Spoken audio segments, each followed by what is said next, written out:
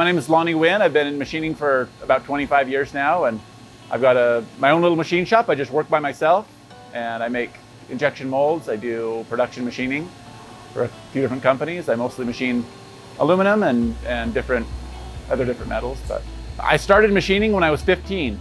I took a class at the ATC in high school, and kind of liked it.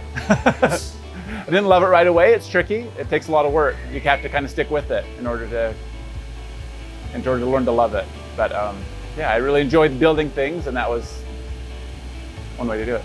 I like the independence. I think for some people, they like being around other people and being part of a group. I kind of like being able to work on my own and build things on my own, not have to fight with people as much. It's all on me. It's difficult if there's anything goes wrong, it's your fault. And so that's a real challenge, just being able to solve every problem. When there's a problem, you just have to work through it. You can't ask anybody any questions. When I first got out of high school, I worked at a smaller machine shop with about 10 employees or so, and I did some programming and CAD design, which is kind of a fun job, but also a challenge because you have to work with the shop guys who are really experienced, and everybody else always knows more than you, whatever situation you're in. And so that was a different thing. And then I worked at a shop where I was just on the floor and got to see it from the other angle. And it was a bigger shop and got to run a lot of machines and enjoyed that. But I kind of like doing everything. It's kind of more fun to be part of it all the way through, I think. So I think the best advice for new machinists starting out is stick with it. Don't get discouraged, because there will be times where it's going to be hard.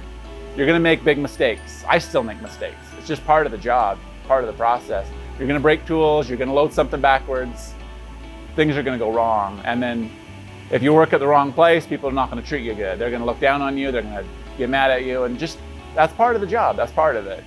Don't give up, because if you're a smart person, you'll get through it and you'll get better and it'll be okay. So yeah, as an employer, if I wanted to hire somebody, the number one thing would be people that are self-motivated. I'm not really good at motivating other people, and I need someone who's here ready to go and wants to do this, wants to be here, wants to learn. They go home, they're studying on their own. They're learning things without me trying to force them to learn it. They're excited to be here and want to be part of it. Somebody like that's going to be successful at anything they do really in life. But machining is one of those where you've got to be committed and want to do it. Well, manufacturing is coming back to the United States in a big way. I don't think that's going to change. I think it's going to continue that way. Machining is the beginning of all manufacturing. Everything has to start in a machine shop. They're going to make more toilet paper, they're going to make more light bulbs, they want to make more anything. You have to make tools, you have to make the equipment to do all of that, and that starts at the machine shop. So I think it's going to grow, there's going to be more of it in the future, and you need smart people. You need people who are capable in this industry. No, I still learn things every day. I learn all kinds of great things. I've learned things from Matt. He taught me about different ways of cutting with better kind of tools, and it's best to always be learning. You can't ever think you know it all. A good machinist really should know how to do CAD really well and know how to do programming, know how to set up and run the machines, know how to make fixtures, having a good understanding of the whole process. You can't just be really good at CAD. The best engineers would probably be good machinists, because people who are drawing things that can't be machined are kind of useless. I think if you want to be a mechanical engineer, you should spend a year or two in the machine shop, because that's where you're going to know how to draw and build things that can be manufactured.